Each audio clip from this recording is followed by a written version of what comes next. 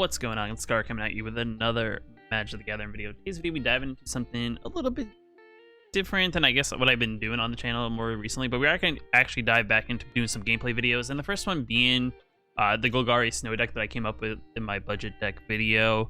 I did do a poll on the channel. It actually was fairly close. At one point, I think 3 decks were all at 24%, while the Angel deck was the #1 choice, actually, but because of yesterday me taking off because I had to sit there and shovel it out from a snowstorm that hit, I decided to go with the Golgari Snow just because it fits so fitting.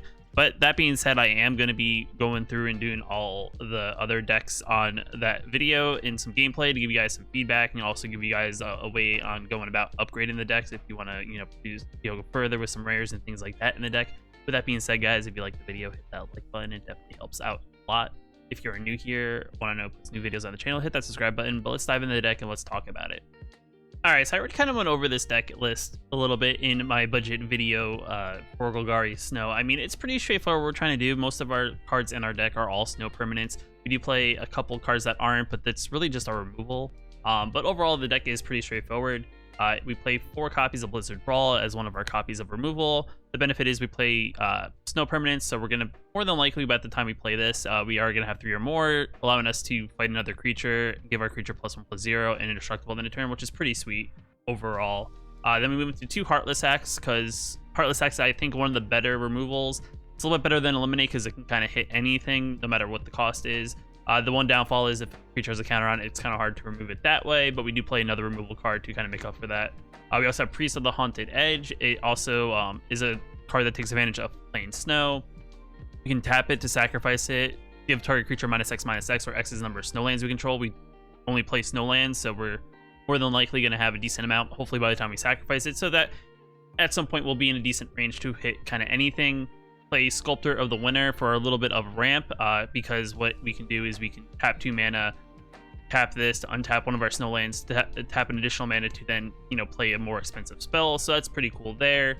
We have Grim Draugr, which is a 3 mana 3/2. We can pay 2 mana, 1 colorless and 1 snow, and give it +1/+0 until end of turn and menace, so which is also very good in that sense.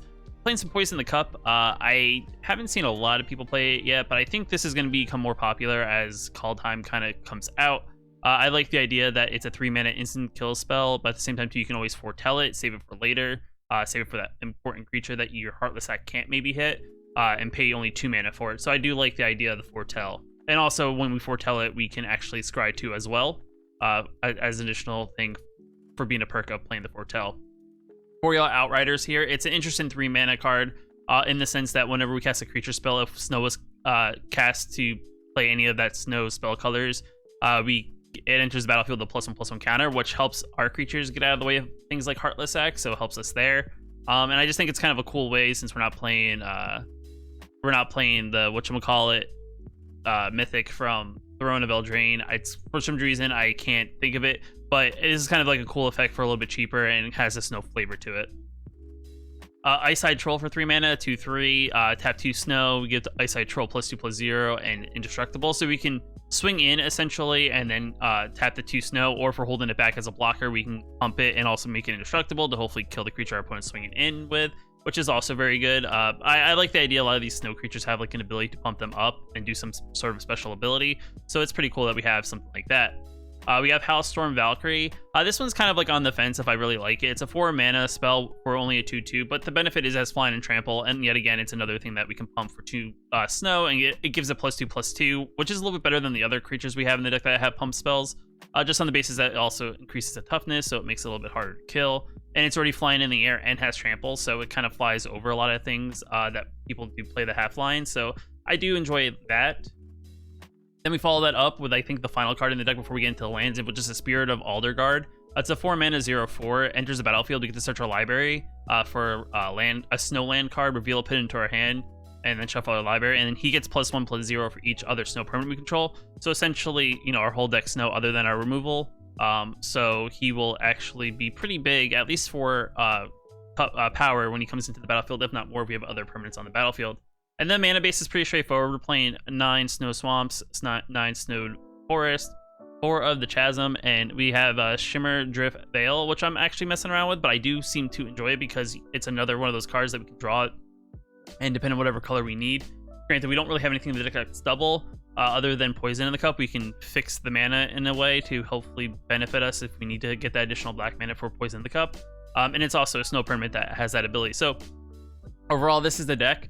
After I do some gameplay, I'm going to dive into maybe what we can upgrade and what we take out to do that upgrade. So stick around for that. But let's get into some gameplay. Let's kind of see how we do in the play queue. I was playing before to do some warm-up games, and I don't know what kind of quality games we're going to get. People are trying to do some that I think it's Tybalt's combo thing. I don't really know, but let's dive into some games and let's see what's going on. All right, our opponent's on the play. We have a decent hand. We do need another land. We have a turn 2 play. Hopefully we can draw at least a 3rd and 4th land, but other than that, I think it's an okay mix-up. We'll keep, see what happens.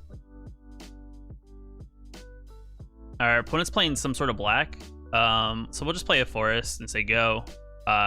Hopefully we draw a land next turn. I mean, we don't really need it to hit next turn, but then after that, it's like we need to hit lands in a row in order to kind of play some of our things in our deck, so... And it's not looking great so far. I mean, they kill it, they kill it. It's not a big deal. It's a 0/4 that's not going to do anything unless they play a creature. They're reading what it does. And deciding, I guess, whether or not it's needed to be removed. So that just means that they probably have removal in their hand just because of their hesitation. I'm thinking this is probably Angels. Is my gut feeling. We'll get them while they're down, and we'll actually play that Boral Outrider. If they get rid of the Blizzard Brawl or the Heartless Act, it's fine. The other things are creatures, so it's up to them what they want to do here.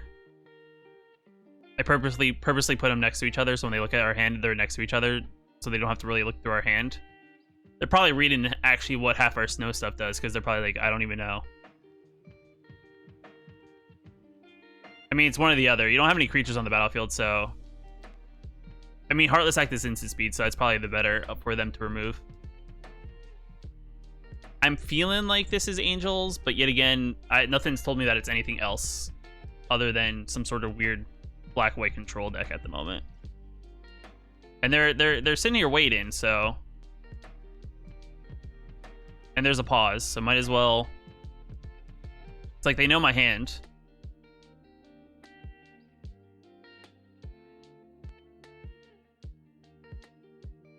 I could have played something, they would have just removed it in response, but rather than make them waste it, then anything is fine. And then we'll play this and we'll get a land.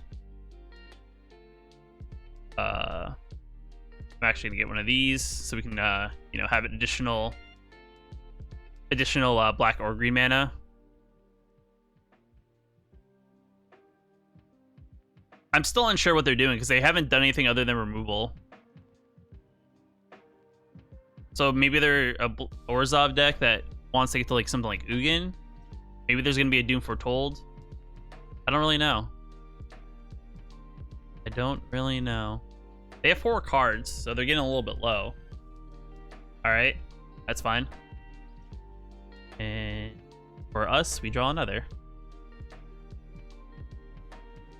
They're probably like, son of a gun. I mean, they know our... It's not like they don't know our hand, so... And literally, all they played is removal, removal, removal. It's like, how do they win, though? See, I think it is Angels.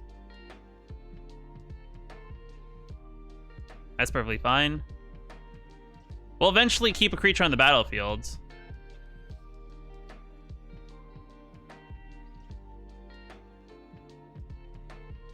Eventually. The one benefit here is at least if they do play something that's in my way, I can give it Menace.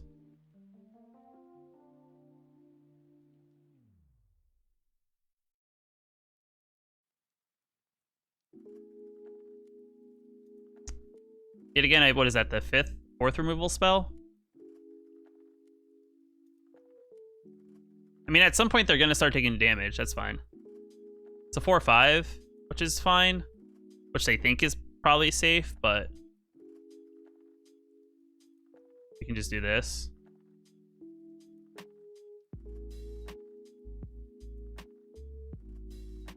And then we'll swing in for some damage. And then we'll play the Valkyrie. Say go. And that is our way to get around that. They're probably reading which one they want to kill because they both pump. They have Extinction Vent. Okay, they just had another Elspeth. Book. Book is good. They'll get some life. Ooh, another bear. Gotta love the bear. They're probably like, son of a... I'm gonna grab another swamp here. Just because I don't want to play the swamp here. We'll swing in. They need something big. They need something big. Gonna do all the damage I can because it'll put them closer to death. So if they don't wipe the board next turn, which is gonna be hard for them to do because it's like odd and even, we have a good chance of winning here. Look at my land, it's lovely.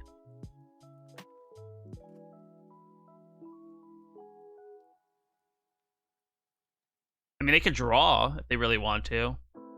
They could take an attempt to draw a card. Get something a little bit deeper. They can... Alright. Odd or even. You're dead. You're dead if you don't pick even. I think you're dead if you don't have a removal and pick.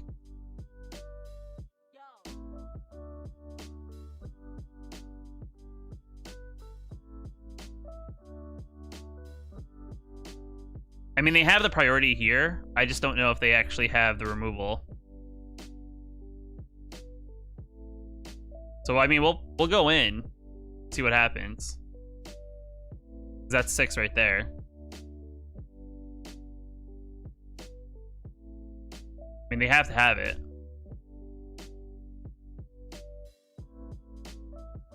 That's fine. I don't know why they hesitated and let us pump it up. I'll play the Priest. And I mean, they're just in top deck mode, and so are we. Because we won't have anything that's actually very aggressive here. I think I played already 4. Yeah, I played 3 of those bears. Yeah. So I don't. So we're kind of getting lower and lower on what we have for creatures, but I think we'll be okay. I mean, they can start hitting themselves in the face for some damage. Draw a card. It's definitely gonna be very tough for them to stick creatures on the battlefield, though. Just because whatever they put. Oh my god, we drew the 4th one. They're probably gonna be like, really? They drew all 4? I mean, I don't know what the odds are, but we're also thinning the deck out for lands. That's a plus. I'll grab this one. Say green.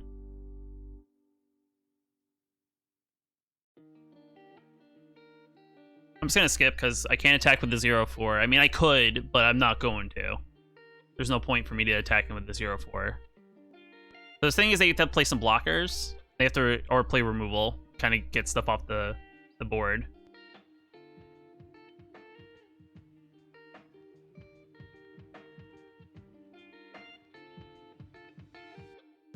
I mean, I don't know what they have. Okay. Eliminate. That's fine. Still have 10 points of damage on the battlefield. Okay. Got a blocker. I'm gonna swing in. They have to block, or they're dead.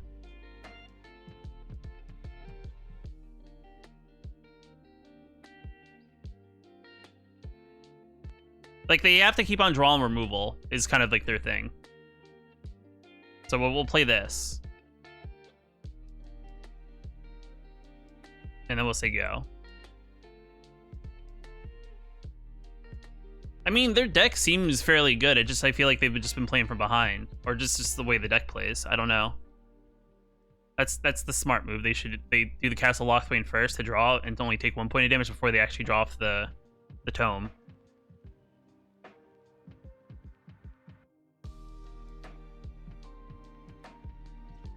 Maybe they have a Heartless Act because maybe they wanted to check to see if the ability gives counters. Okay.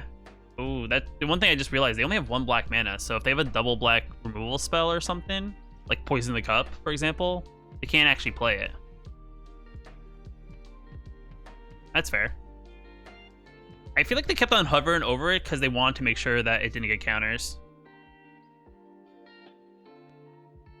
And unfortunately, we didn't draw a threat, so that's unfortunate. Like, the thing I would probably throw in this deck, like right off the top here in this instance, is I would probably more than definitely throw in one of those snowland that came out of Call Time that you can turn to a 4/3 Vigilance.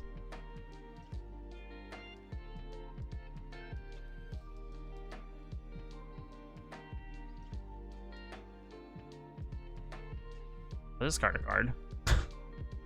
I can't do anything with it.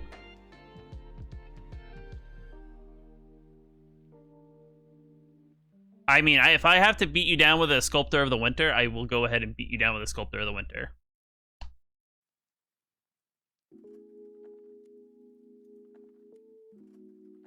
They're going to gain 4 life, which puts them at a position that they're not as close to death.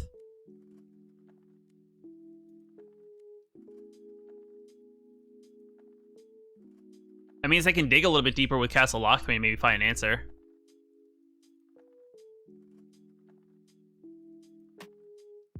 I think probably discard or -X/-X. What is the verdict here? They're going for the -X/-X because they want to keep threats off the board.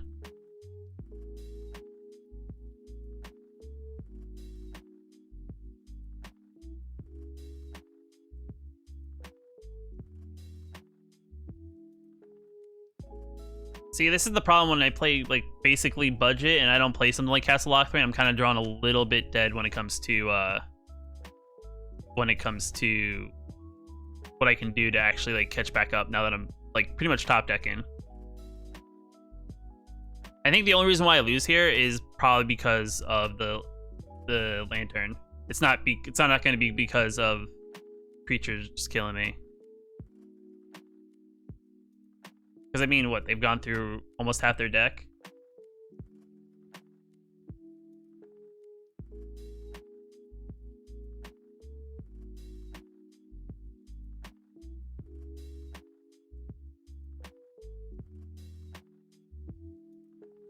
See, now they can just tap out here, probably. I mean, they should just tap. And do it 2 more times and get me as low as possible. Because they have the mana to just do it over and over. I just don't know why they're taking their time. But yeah, I mean, we just kind of... They had a lot of removal. They slowed us down. I mean, all our momentum's like here and in the graveyard. But I mean, we did fairly well against a deck that does play stronger cards.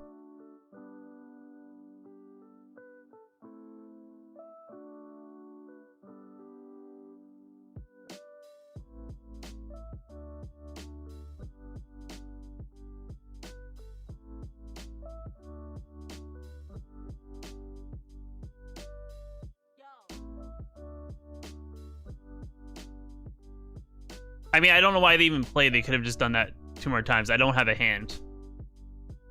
So we're just going to leave because there's no point. I mean, they just played out their hand, but... is what it is. Alright, we're on the play. I think I like my hand. I mean, sure, we don't have anything early, but, I mean, 3's okay. They are playing Lurrus, so I have this weird feeling they're probably playing Rogues. So we're just going to have to try to do our best to keep up and overwhelm them.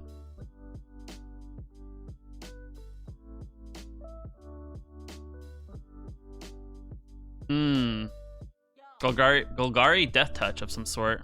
So maybe we'll just give them the impression that we're playing, we're just playing green, snow covered stuff. So this is the new, like, Golgari deck that kind of came, like, it's been around, but, like, people are playing it more now because of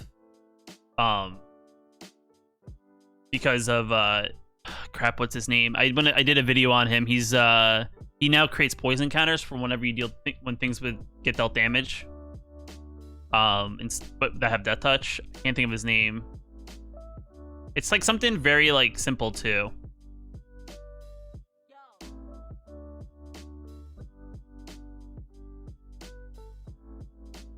There's a good chance they'll play it, but okay. So we just have to hopefully hold our opponent down by playing things. We didn't draw a land, which kind of sucks.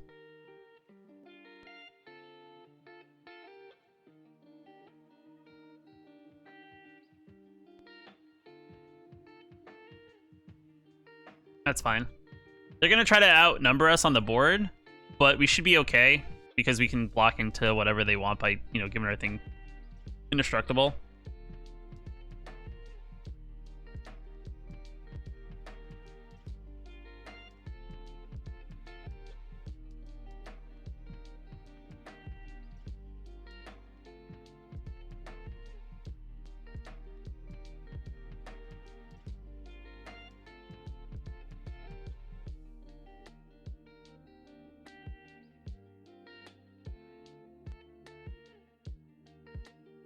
The thing is, since we only have 3 mana, I can only use that indestructible ability once. They're buying Loris.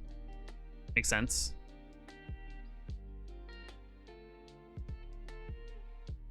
Jeez. They have enough to replace Cheval. So it's like, I feel like I need stuff on the battlefield just to kind of get in the way. So I think we're just going to play something else. Just because it is what it is at the end of the day. I just got to get more threats. If they kill it, they kill it. Though they can't actually Heartless Act this because Cheval puts a whatchamacallit counter on it, which Heartless Act can't actually kill a creature with that counter. Loris. Wow. Cheval. Brilliant. They still don't know attack though. Interesting.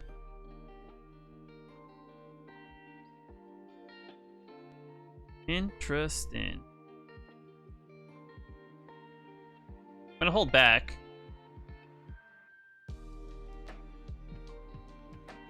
You can Heartless Act that.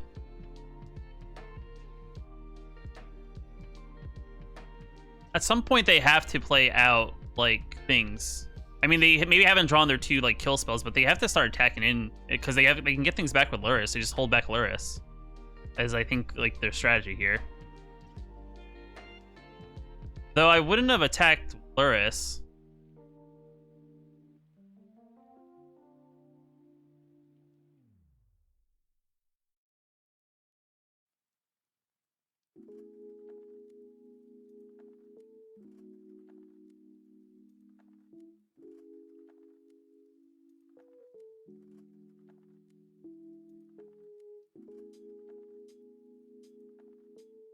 They have another Luris? I mean, they went in pretty aggressively with that. They have Academias. I'll call the Dream Den. And another Cheval. Awesome.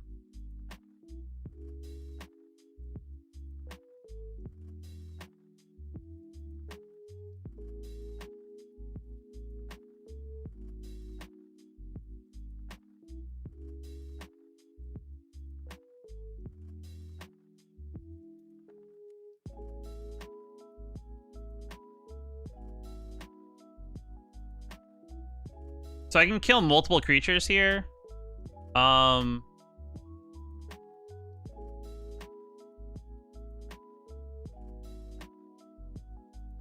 take the rest.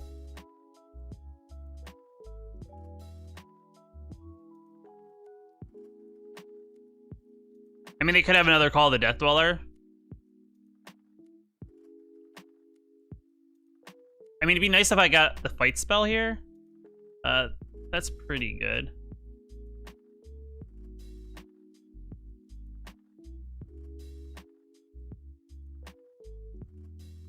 I mean, I have threats, so there's that. Are they reading what Cheval does?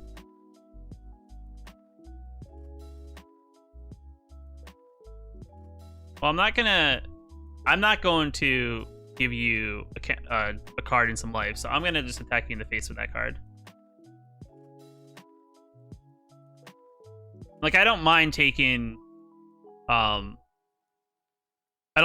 single points of damage. I will block this way the whole way. Get rid of Shovel.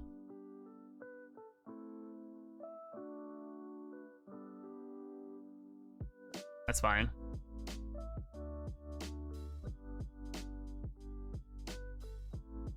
Dead either way because I have no way of gaining life, which is unfortunate. And you can't give it indestructible. You can give it hexproof now. I think I'm dead either way because I'm only at 2. I can only prevent 3 damage at most.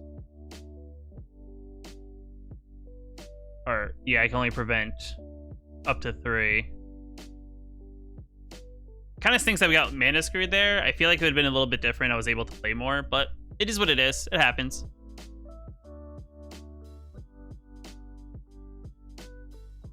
Alright, we're on the play. Yet again, we don't play until turn 3. Red sleeves. Garrick Planeswalker as Avatar. Don't know what it could be. Maybe it could be mono red. I don't really know. I mean, the sleeves are really cool. Okay, we got red mana, so that's a plus. It's closer to what I said. Is it mono red though? Probably not. Is it? Is it draw 2? Is what we're playing against. Well, that's tougher to that's tougher to whatchamacallit, stomp. So we're gonna play that instead.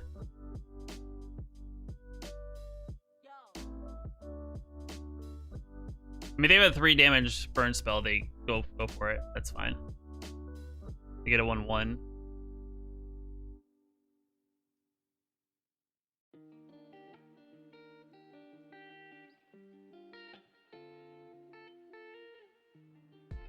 I mean, their thing is to keep their hand full of cards. So they're going to try their best to do that.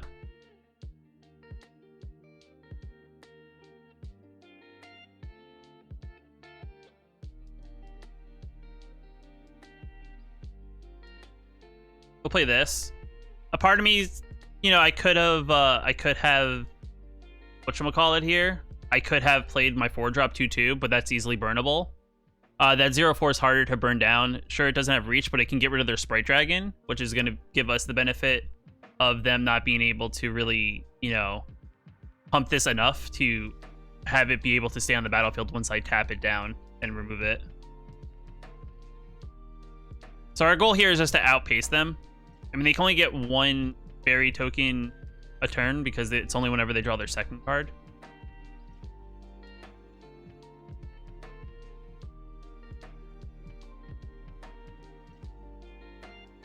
That's fair. They had to do it. It's like that was the thing. They had to use that.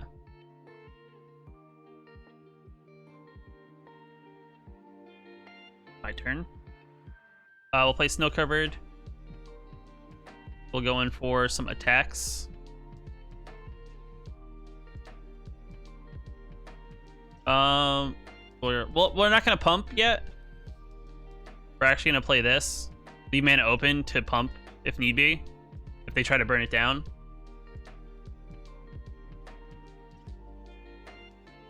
That's fair. That's fine. Like, I'm right now, as much as they have 1 creature, I may be able to outmaneuver them having multiple. Also, if we get lucky and get our fight spell, we may be able to get rid of the Spite Dragon. Resolve. I mean, they may start trying to leave the Sprite Dragon back because that can actually deal with a lot what we're doing, but they may not just because they can produce 1/1s.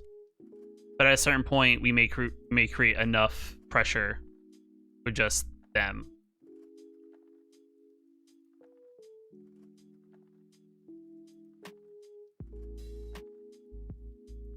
I'll take 5.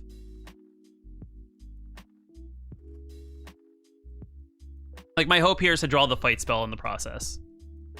Like, that's the only thing that's going to help me to overcome that.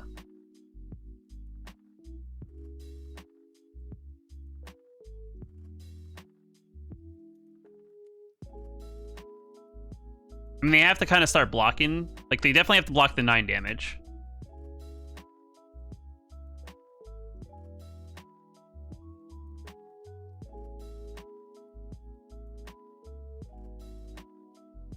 The thing is, I have enough mana to pump this.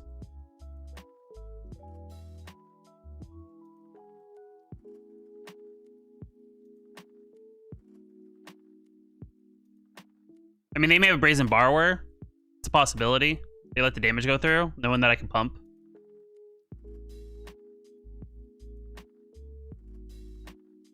Maybe they have a ridiculous set of cards in their hand that they can play next turn.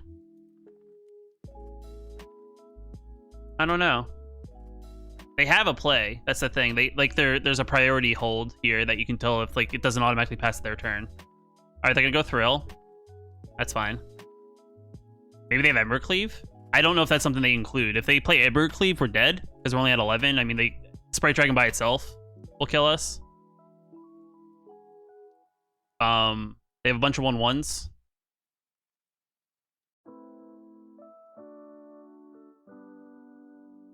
Like, if they don't hold back...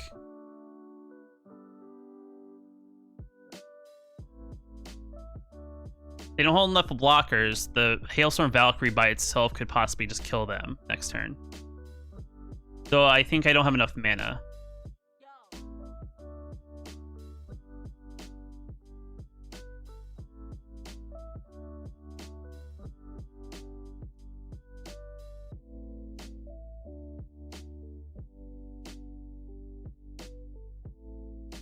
Maybe now they're gonna... I'm not sure what they have. I mean, I feel like they may have it. I don't know. All right, they get some more 1/1 blockers. I mean, if they have a burn spell to kill the Valkyrie, then go for it. I don't know why they didn't just play that, but okay.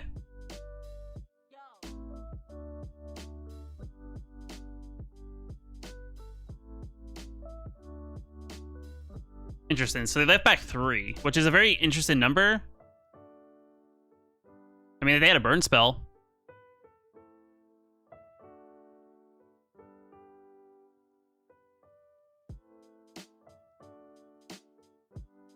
I mean, I'm dead either way, regardless. I mean, I can get rid of one of those, but it's not gonna matter. I mean, I can just be a jerk and kind of get rid of their creature. Just because. I mean, it's not really gonna matter. I can't win. I could have played this guy earlier and give, like, Creature's Menace. Like, it doesn't matter. Like, if you have these cards in your hand, they should just play them earlier.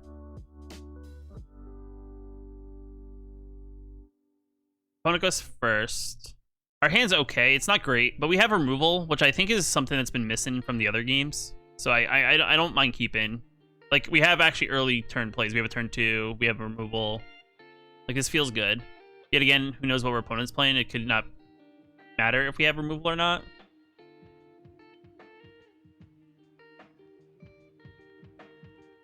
All right, we're playing something blue-green. I don't know. I'm kind of scared. Part of me wants to play a ramp here. We'll see what happens. If they have a counter, they have a counter. But if not, they don't. Maybe a bounce. Or hold up on priority. Maybe they have a draw card. If I had to play it again, like, I don't know if you really want to waste a bounce spell on this, but you could.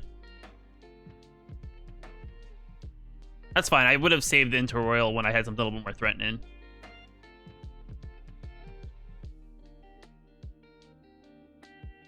All right, they're drawing a lot of cards. I think I'm just going to play this turn this way. Just because if we don't draw our mana, we still at least can have 4 mana next turn. This way. 4 mana. Are they playing like Are they playing Simic Kicker? They have another bounce spell. All right, they have another Into the Royal. They're gonna draw a card. I honestly don't think the Sculptor is what you need to be bouncing. It's not my most threatening card I own in the deck. But I think we're gonna do this. We're gonna play this. We're gonna play this because it puts enough bodies on the board. Like, if they bounce this is okay. If they bounce this, okay. But they don't have something for me to get rid of. But this can become annoying for them later if they let this stay, because we can sacrifice it. Are they gonna play Ugin? Like, I don't really know what's going on here. They're getting a lot of mana, but they haven't played anything to actually do something with that mana. So up to 6. Well, I guess I'll attack in. I don't really need to do that, and I'll play the Valkyrie because then I can start pumping some damage into it. I'm just really intrigued on what they're really trying to accomplish here. 7 mana. 8 mana.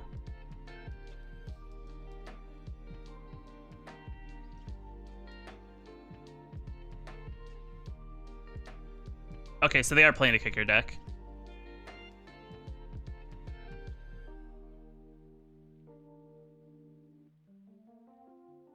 Are they going to bounce something again?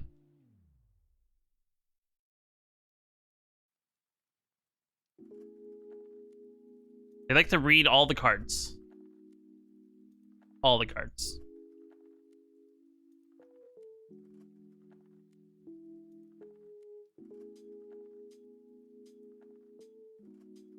You want to fight about it? Okay, they don't have anything to really do anything about that.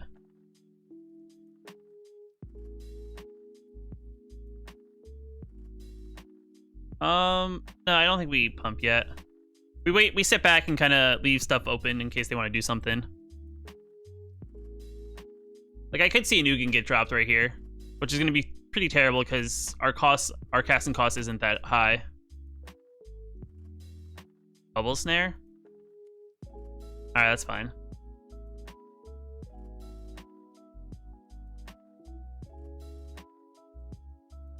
Field of Reach.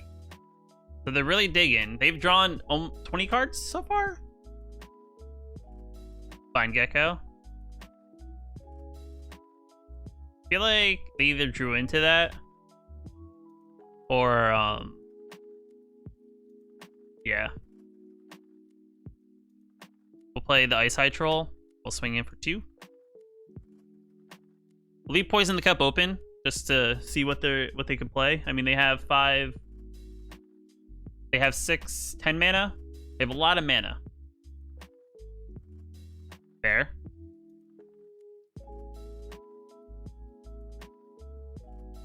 Cultivate. They still have mana somehow in the deck. I don't know how, but they do. Wow.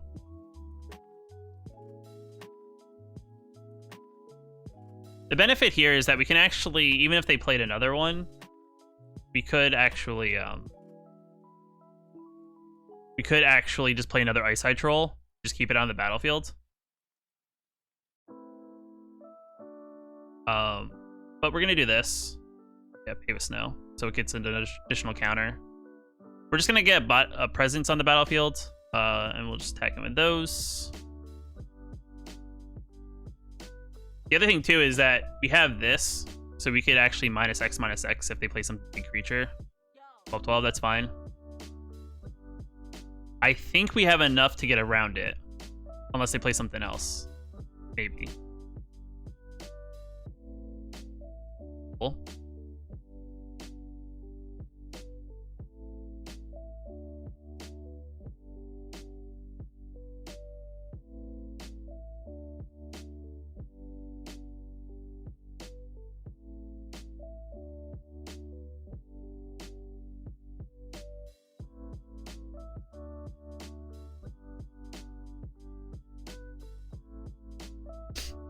I mean, that's what they wanted to keep tap, because that has indestructible. Alright, whenever you cast a kick spell, draw a card and discard a card. Alright, so essentially it gets a spell with kicker. Draw 2 cards. If the spell was kicked, draw 3 cards. You gotta discard a card. Which kind of sucks, because they only had 1 card. I don't like the ordering of that, unless they could have stacked the order in the way they wanted to.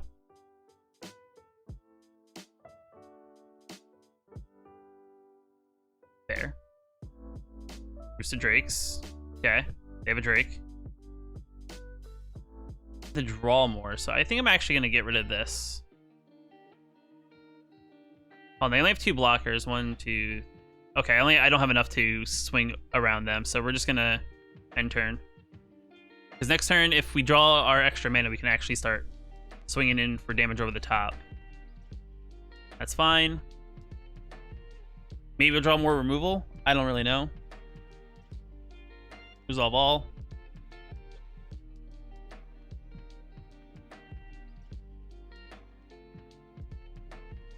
They only have 1 card, so...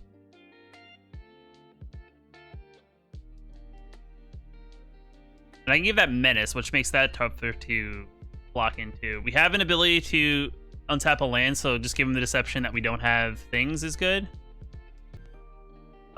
We will play this.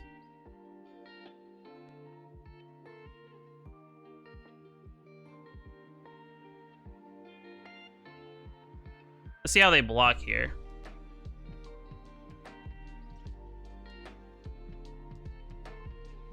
They have to block.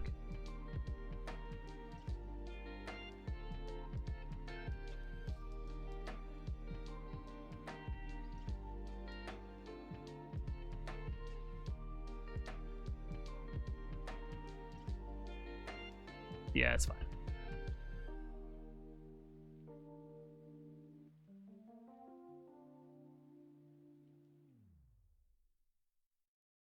No!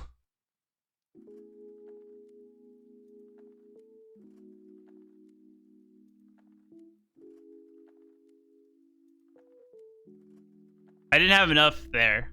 They were going to eventually either draw into more kicker spells to then just make their things that much larger. And we are back. So, I mean, overall, the deck, what it provides here is pretty straightforward. I do think in a lot of the games we were doing fairly well. It's just that because I think of the lack of some rares and mythics that possibly could go in the deck, I think the deck lacks like longevity. So if your opponent's able to deal with a lot of your threats and you're not able to draw into more threats, you kind of fall flat on your face when it comes to actually generating some board presence overall. But I do think the deck's enjoyable. From what it is, it's a good start in place. I think it could only get better by adding more things into the deck. I do think that some more removal is needed outside of just the 2 Heartless Acts and 2 Poison in the Cups and the Blizzard Brawl. I don't think we have enough removal. I think, with there being a lot of aggressive cards in best of 1, I think adding some, maybe an extra copy of each. And when we get into the rares and adding them into the deck, I think adding those will definitely help out. First and foremost, though, when it comes to actually adding in the rares, I'd probably start here and look at something like Hailstorm Valkyrie, just because it's a 4-mana 2/2. Sure, it's Fly and Trample, and we can tap 2 Snow, and we can give it a +2/+2 until end of turn, which is good, I think, in more of a budget sense and limited sense. But when it comes to actually, an actual game against a player in just like a more standard format, I don't know how well that holds up just for the 4-mana casting cost. I think the same thing can be said also for the Grim Draugr, just because it's a 3-mana 3/2. It's a little bit cheaper on the end of, we can tap a Colorless and a Snow and give it +1/+0 and Menace, which is okay, but I don't think it's over the top there. I do enjoy the Ice-Hide Troll. I think the ability here to tap 2 snow lands and get 2 snow mana to give it +2/+0 and Destructible, I think is actually really strong with a lot of removal that we do have in the format. It does also create some awkward situations for your opponent who has to attack into it. So I would say if you're going to look for anywhere to cut, I would say cut here and here before you cut anywhere else. With that being said, let's dive into the deck I made with the rares added in and kind of go over what I did to kind of get to where I am. So first and foremost, you can already see some new cards right up in the deck. What I did here is I did increase the copies of Heartless Act to 1 more of each. I cut back 1 of the Priests to help with that, just because I don't think we need 4 Priests. I think Priest is great in the early game to get it out, and then as you start building up snow permanents, snow lands, it definitely gets stronger and stronger. But I do think, in the late game, drawing a 0/4 is not a great feeling, so I think cutting it back to 3 is an okay choice there. What I did add in is we added in 2 copies of Jorn. If you don't know what Jorn does, as I'm blocking it, 1 second. If you don't know what Jorn does, he is 3-mana 3/3. Whenever he attacks, untap each snow permanent you control. So essentially you can attack in with a lot of your snow permanents as long as they're clean attacks, of course. And what he'll do is on the attack step, he'll actually untap, whether it's just snow permanents, whether it's creatures and that stuff, or if it's snow land. So essentially you can play a lot of stuff in your first main, attacking with Jorn, everything on taps, and then you can play more stuff on your second main, which I think is overall pretty good. The one thing I will also say there is that we, like I said, we cut back on some Grim Draugrs here down to 3. I didn't cut them out fully in my rare version of the deck, but I think 3 is an okay number. It's an okay card. I just, you know, it's okay in the later game. I think it's a lot better than drawing something like a Priest there, but he wasn't a complete removal. Like I said, I think the 4-drop Hailstorm Valkyrie was the one to go with at first. We added in 2 copies of the Draugr of the Necromancer. He's pretty interesting in what he does, because whenever a non-token creature opponent controls would die, exile that card with an ice counter on it instead. You may cast spells among the exile your opponents own with ice counters on them, and you may pay snow mana of any sources, those mana of any color, to cast these spells. So I think that ability in itself, with the amount of removal we have, is actually fairly good. It creates some very interesting situations when you kill something of your opponents, and then you get to play it on your opponent. Your opponent's probably, you know, thrown for like a what? And 4 mana for a 4/4, I think is definitely a lot better in this slot. We also cut back Spirit of the Alderguard. He's good. The only thing is, as good as he is, because we cut back on some of our snow permanents in the deck, especially our lands, because we added in some better untapped lands and things like that. He's not as strong in that sense. Sure, he can get really strong if we have a lot of snow permanents out regardless. But you know, the fact that he doesn't have trample doesn't help.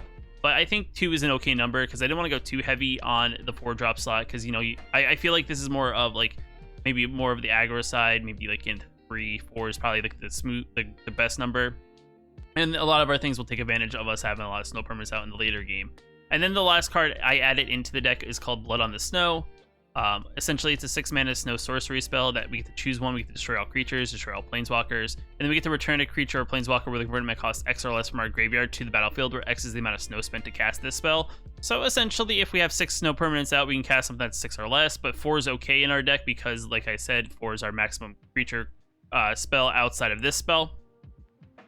With that being said, we also switched up the mana base a little bit. We only are playing 7 snow-covered swamps and forests. We're playing 4 of the pathways that are green and black from Kaldheim. I added in 3 triomes because I forgot to actually go over when I went over Jorn.